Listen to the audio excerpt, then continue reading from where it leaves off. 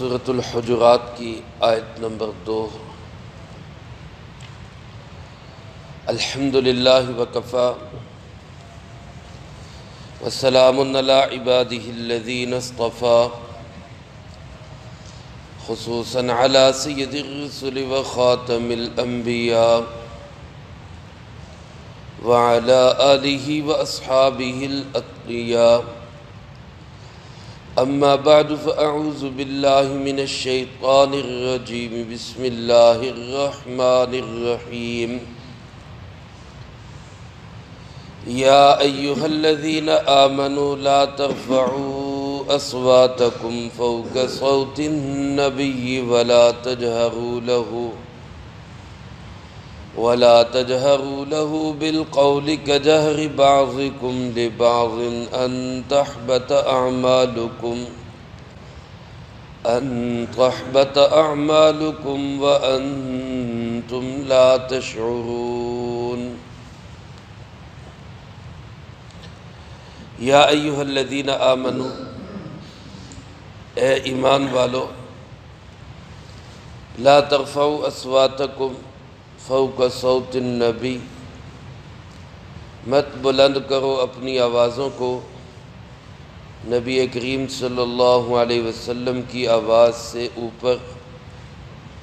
ولا تجہروا لہ بالقول، اور ان کو پکارنے میں ایسے مت بلاؤ کجہر بعضکم لبعض، جیسا کہ تم ایک دوسرے کے ساتھ بات کرتے ہو۔ ان تحبط اعمالکم، ایسا نہ ہو کہ تمہارے اعمال ضائع ہو جائیں۔ وانتم لا تشعرون، اور تمہیں اس کا پتہ بھی نہ چلے۔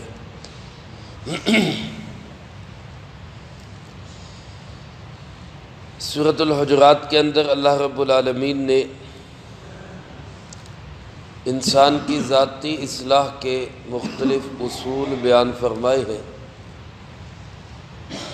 پہلی آیت میں پہلا اصول گزشتہ درس میں بیان ہوا، اللہ اور اس کے رسول صلی اللہ علیہ وسلم سے پیش قدمی نہ کرو، آگے نہ بڑھو، گفتار میں، رفتار میں، بات کرنے میں، مشورہ دینے میں، کسی بھی چیز میں اللہ اور اس کے رسول صلی اللہ علیہ وسلم سے آگے نہ بڑھو۔ اس آیت مبارکہ میں دوسرا ادب سکھایا، اللہ کے نبی جناب محمد کریم صلی اللہ علیہ وسلم کے سامنے اپنی آوازوں کو اونچا نہ کرو، آہستہ آواز سے بولو۔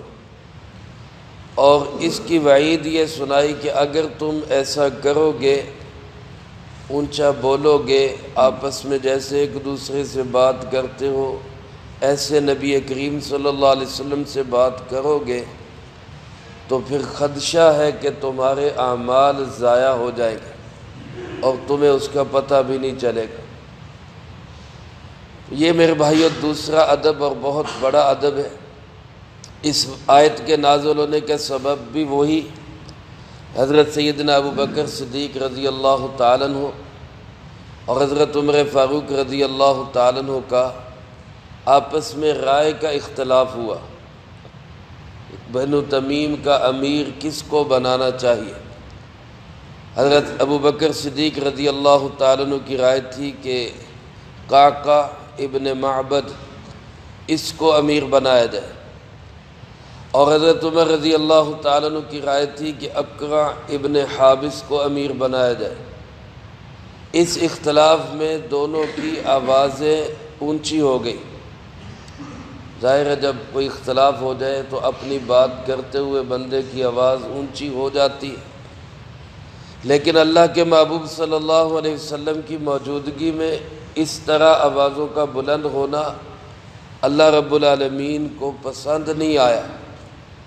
اللہ پاک نے میری، آپ کی اور تمام مسلمانوں کی تربیت یہ فرما دی کہ خبردار اپنی آوازوں کو نبی کریم صلی اللہ علیہ وسلم کے سامنے بلند نہیں کرنا۔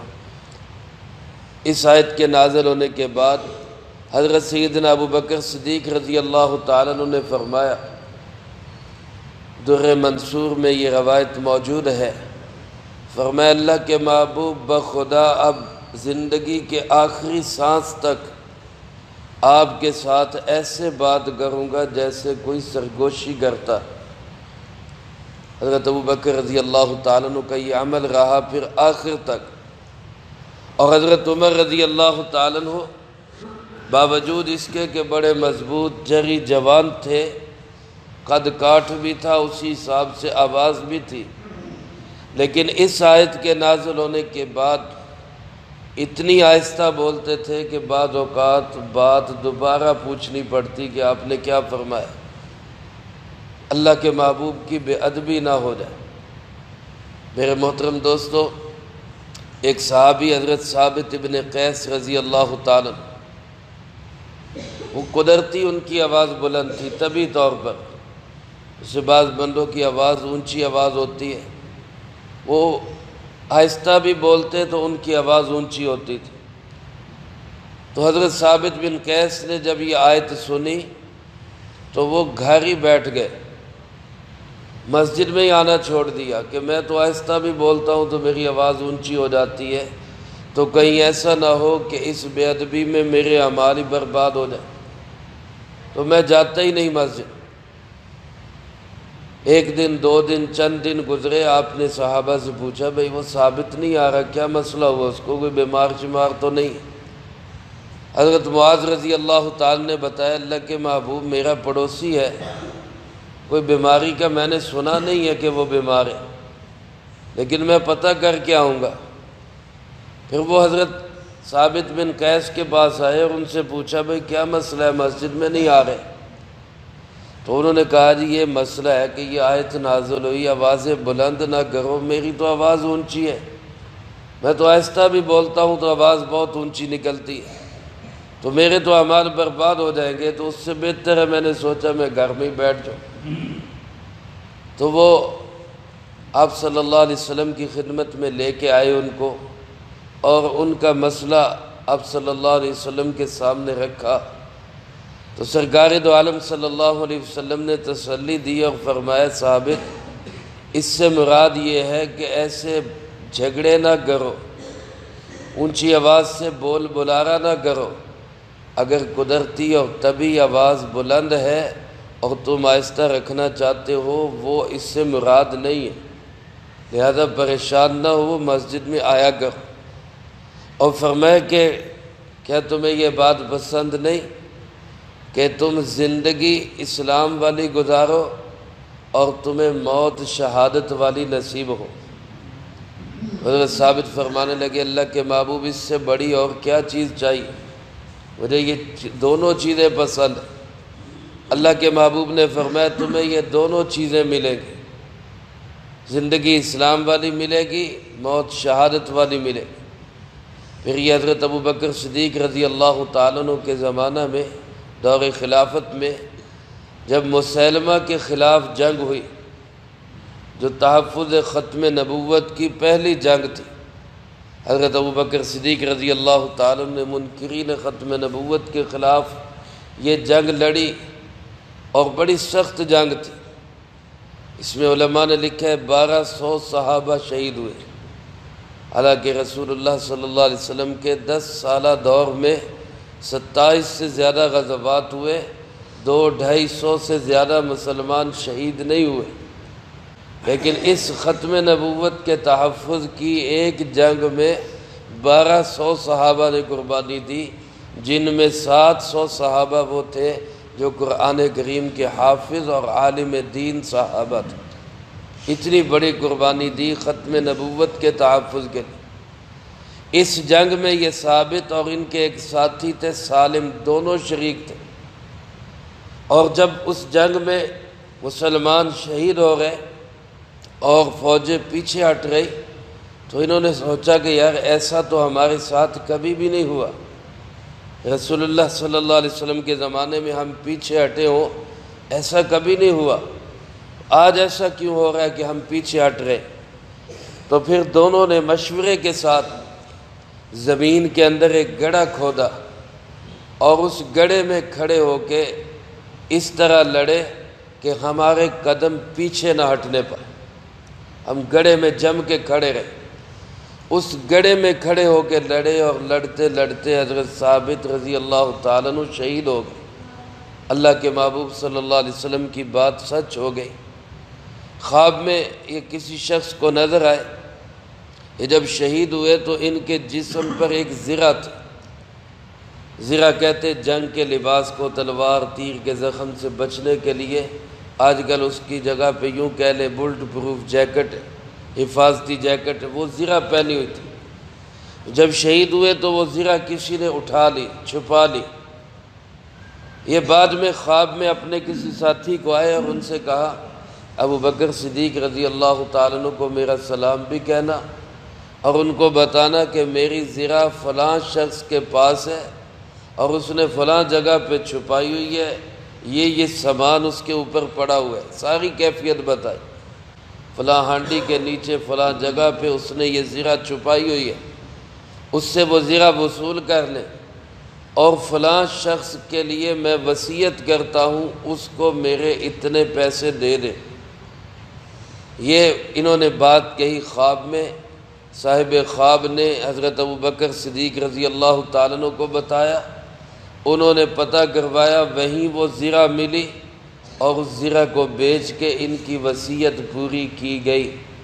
علماء نے لکھا ہے کہ یہ واحد انسان ہیں جن کی خواب کی وصیت بھی پوری کی گئی، ورنہ خواب کی وصیت شرعاً معتبر نہیں، ان کی خواب کی وصیت بھی پوری کی گئی۔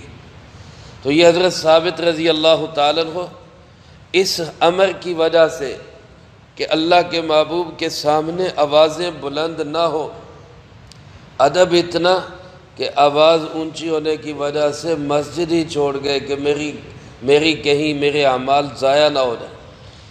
اور میرے محترم دوستو، علماء نے لکھا ہے کہ یہی ادب رسول اللہ صلی اللہ علیہ وسلم کے روضہ پاک کا بھی ہے۔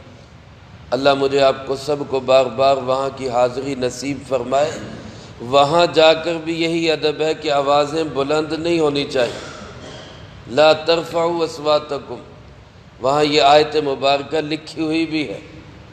اور وہاں ہم نے دیکھا وہاں کے جن کی ڈیوٹی ہوتی ہے پولیس والے، شرطے، حالانکہ وہ ہر جگہ اونچی آواز سے دبکتے ہیں، حاجہ حاجہ کہہ کے دبکے مارتے ہیں، لیکن جب روضہ رسول پہ آپ پہنچیں گے تو وہاں ان کی بھی آواز سی سے زیادہ نہیں نکلتی۔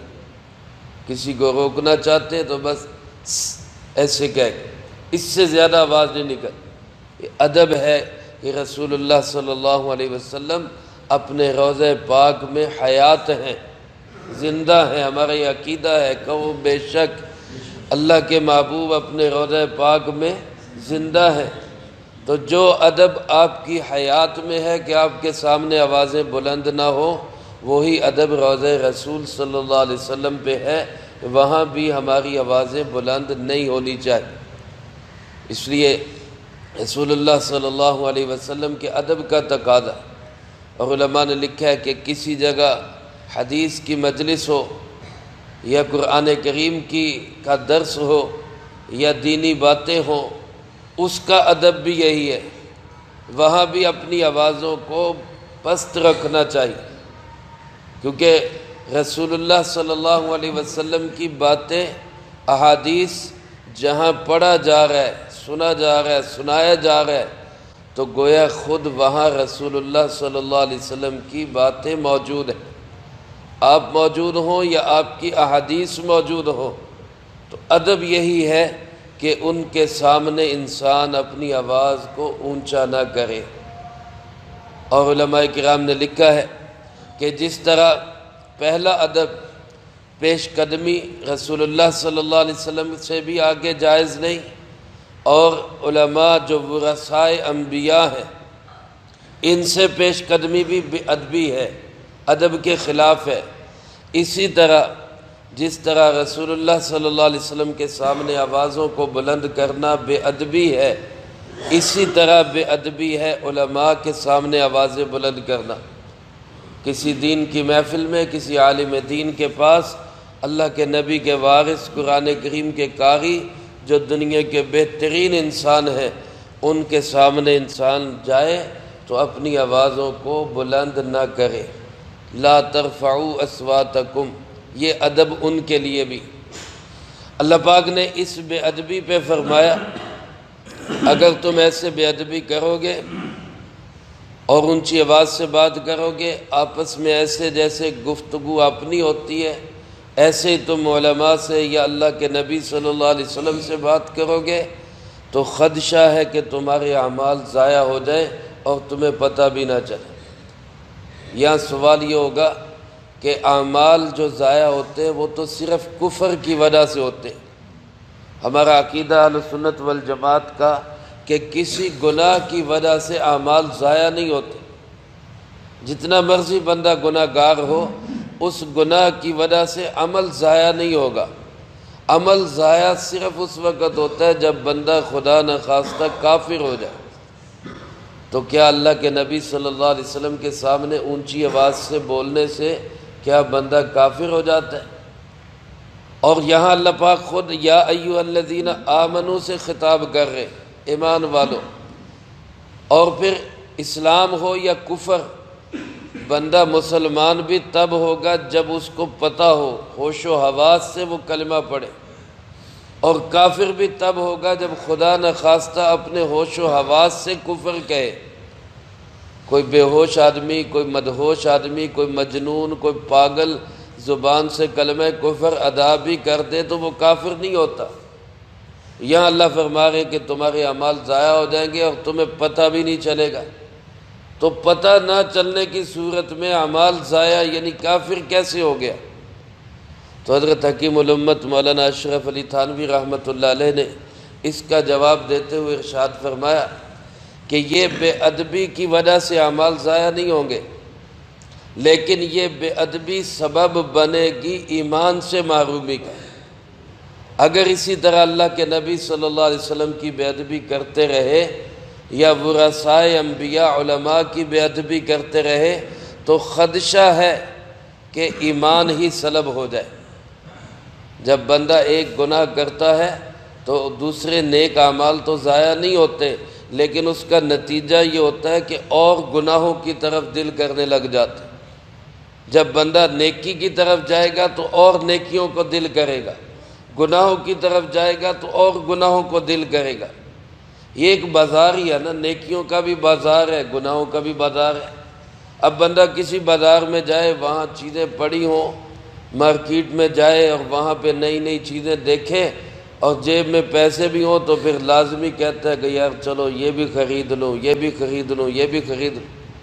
تو اگر بندہ نیکی کے بازار میں جائے گا تو نئی نئی نیکیاں کرنے کو دل کرے گا، اور گناہوں کے بازار میں جائے گا تو پھر وہاں نئے نئے گناہ ہوں گے، وہ گناہوں کو لینے کو دل کرے گا۔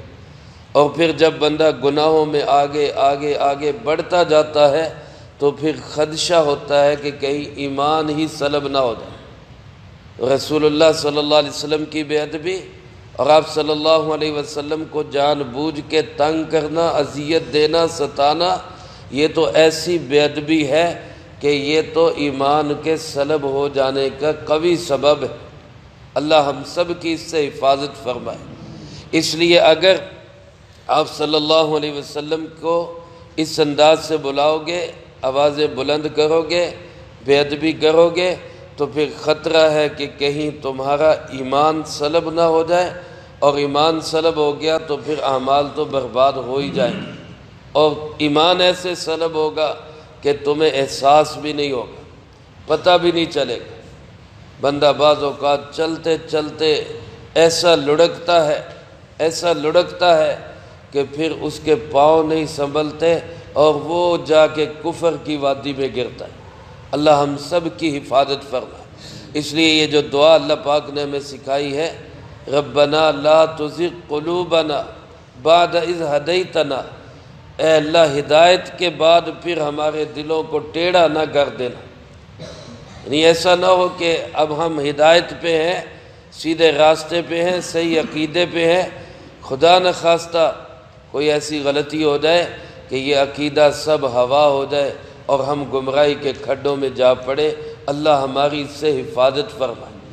اس لیے یہ دوسرا ادب سکھایا رسول اللہ صلی اللہ علیہ وسلم کا بھی ادب ہے کہ ہم ان کے سامنے آوازیں بلند نہ کریں، ان کو ایسے نہ بلائیں جیسے آپس میں بے تکلفی سے بولتے ہیں۔ یہی ادب شاگردوں کے لیے کہ وہ اپنے استادوں کے سامنے اپنی آواز کو اونچا نہ کریں، اپنی آواز پست رکھے، اور استادوں کے ساتھ ایسے بے تکلف ہو کے باتیں نہ کریں جس طرح آپس میں ایک دوسرے کے ساتھ کرتے۔ اس کا نتیجہ کیا ہوتا ہے؟ علم سے محرومی۔ اس کا نتیجہ کیا ہوتا ہے؟ ہدایت سے انسان ہٹ جاتا ہے۔ تو آج اگر ہم چاہتے ہیں اللہ ہمیں علم نصیب فرمائے، ہدایت پہ گامزن رکھے، تو اپنے استادوں کا، بزرگوں کا، مشائخ کا، علماء کا اسی طرح ادب کریں، اور روضہ رسول پہ حاضری کا موقع ملے تو وہاں بھی آپ صلی اللہ علیہ وسلم کا ادب ملحوظ رکھیں۔ ویسے بھی آپ کے اخلاق میں آتا ہے کہ آپ صلی اللہ علیہ وسلم بازاروں میں بہت زیادہ شور و شغب نہیں کرتے تھے، اپنی آواز کو دھیما اور پست رکھتے تھے۔ تو ہم بھی اپنی عادت بنائیں، شور شرابے اور بہت زیادہ جو ہے وہ اونچی آواز سے بولنے کی بجائے ہم اپنی آوازوں کو دھیما اور پست رکھیں۔ اللہ مجھے آپ کو سب کو یہ آداب نصیب فرمائے اور زندگی میں لا کے دوسروں تک پہنچانے کی توفیق عطا فرمائے۔ اللہم انت السلام ومنک السلام، تبارکت ربنا وتعالیت یا ذا الجلال والاکرام۔ اللہم اعنا علی ذکرک وشکرک وحسن عبادتک۔ اللہم احسن عاقبتنا فی الامور کلها واجرنا من خزی الدنیا وعذاب الآخرہ۔ اللہم باقیتا کباقیت الولید، اللہم استر عوراتنا وآمن روعاتنا۔ اللہم انا نجعلک فی نحورہم ونعوذ بک من شرورہم۔